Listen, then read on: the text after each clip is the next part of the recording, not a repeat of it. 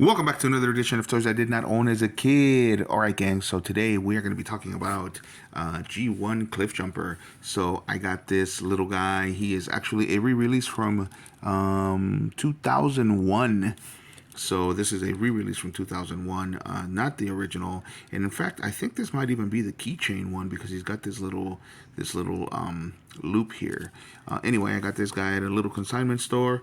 He was a little bit pricey for my taste, but you know what? He was in great shape. Whoever was selling him cleaned him up pretty good, and so I went ahead and got him. All right, so originally, Cliffjumper was part of the original toy line for the 1984 Transformers. I don't, since I bought him at a consignment store and I don't have his original packaging, I'm just going to read his bio. While we just take a look at him. All right, so his original bio says, "Let me at him" is Cliffjumper's motto. His eagerness and daring have no equal. He's driven by a desire to win the battle against the Decepticons. Finds Earth terrain a hindrance. One of the fastest Autobots, often uses his speed to draw fire away from others. Shoots glass gas, which makes metal as brittle as glass. His recklessness often leads to actual blowouts in situations too dangerous for him to handle. His strength is a 4, his intelligence is a 4, his speed is a 7, his endurance is a 4, his rank is a 5, his courage is a 10, his firepower is a 7, and his skill is a 5. All right, so as we all know, the Transformers is actually a toy line that was released by Hasbro in 1984, which Hasbro used two different toy lines from Takara in order to release in order to, there we go, that's how you do it. Sorry, sometimes I can't talk and transform. Anyway, so they used two toy lines from Takara and licensed them in order to release what we know as the Transformers. That's it. That's the transformation. That was it. That was very simple. In case you didn't see it, let's do it really quickly again. So there he is in his vehicle form, and he does turn into a Porsche 924 Turbo, a kind of cartoony version of that. And I'll give you the explanation for that in a moment. So the reason why he is kind of cartoony is because when he was originally released in Japan, he was part of a toy line called Micro Robot Cars. That was in 1983. As I was saying, the original Transformers, the G1 Transformers, what we know as G1 Transformers now, is actually for the most part a mixture of two different toy lines by Takara. And that was the micro change line and the Diaclone line. So any little mini bots like this is going to be part of the micro change line, and any of the bigger bots like Optimus Prime, of course, and Starscream, and who else? Any of those vehicles is going to be part of the Diaclone line. So the Diaclone line was a line of transforming robots that came out in the 70s, and then eventually in 1983 they actually turned them into robots that turned into Earth vehicles, not just space vehicles or bases. In Japan, they actually had little pilots. So in case you've ever wondered why your G1 Transformers have what look like cockpits, like the Dinobots, for example, or why Optimus Prime's cabin opens up, it's because they were actually meant to hold the little Diaclone figures. Anyway, so this guy right here was part of the microchange line, which was the other line. The microchange line actually came from also from Takara, and they were supposed to be the ones that changed into everyday objects, like the Walkman that turned into Soundwave, or the mini tapes that were his tapes, or the weapon that Megatron turns into, which I can't say because of some of the algorithms, so anything that you could actually hold in your hand as an everyday object, that was microchange, and anything that was a vehicle, with the exception of these were microchange. So there's an even longer explanation for that. So microchange came from Microman, which was supposed to be a toy line, which was actually not supposed to be, but was actually a toy line that that came after Takara got the license to use G.I. Joe from Hasbro, and since the soldier format wasn't popular in Japan, they changed it to something called Henjin Cyborg, which meant changing cyborg or transforming cyborg.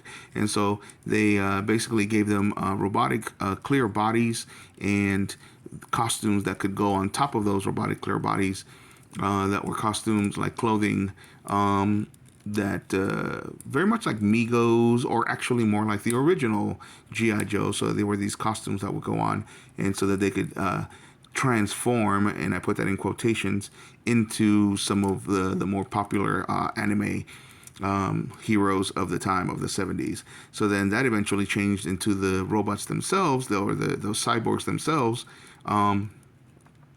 changing. When the price of oil went up in the 70s, they couldn't produce the big 12-inch figures, so they scaled them down, and that's why, and so they called them Microman, and so they were supposed to be these little guys, and that's where our small G.I. Joes from the 80s came from. And why is this so weird? Interesting. Never noticed this before, but look in the back. It's a little zigzag. The shoulders are still square.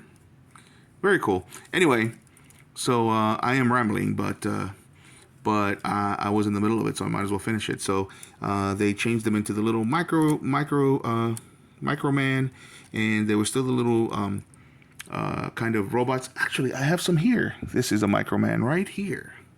Boom. So it was these little guys. This is also a re-release, not the original. So they made them modular eventually, which meant that you could take off their arms and legs and separate them at the waist sometimes, and then mix and match. And so that's how they were transforming. And then eventually they had vehicles that were transforming. This guy used to ride on a motorcycle that would turn into a mini tape, and then they had other. Then they started making the mini tapes into the robots that we know as Frenzy and Rumble, and then they started actually making microchange into the everyday objects, like the Walkman that turned out to be Soundwave. And the plot line was that these little guys were actually aliens, and so they, because of their stature, they disguised themselves as toys. And eventually they started actually changing to everyday objects. So they went from being cyborgs to little aliens to actual changing, transforming aliens, or aliens that had vehicles that would transform. And eventually that spun off into Diaclone, and so Diaclone were robots that would change into bases, or would change into vehicles. But usually they had the Diaclone were actually the people that rode those robots, and they looked like these guys, but way smaller, even smaller than this. So something about half the size of these guys. And so again, that's why some of your original G1 Transformers have cockpits, or have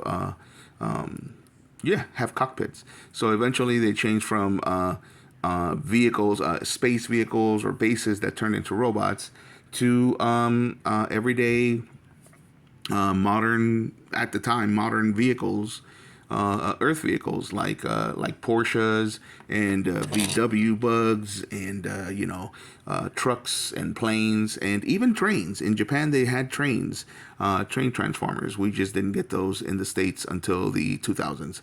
But anyway, that's a very convoluted and history of the Transformers. I do have a video where I discuss that. But so all that to say that these were part of the microchange line, because they were supposed to be Cliffjumper here and Bumblebee here were supposed to be part of a toy line. So they were still supposed to be basically an evolution of these guys here, and hiding in plain sight, hiding amongst your little penny racers. And so they were designed to look like the Choro Q, which were little pullback cars. You know what a pullback car is? Something where you pull it back and it goes. And so the Choro Q had little slots over here to put a penny in. If you've ever had a penny racer, you know that if you put this penny in, it can do tricks. So they removed the penny. They removed the penny slot, and then that's where they put their little faces. And And so that's what Cliffjumper and Bumblebee here were a part of. So they were supposed to be something that looked like their Chorokyu toy line, which were pullback cars, but they were really supposed to be these little micro change micro robot cars, which came out in 1983.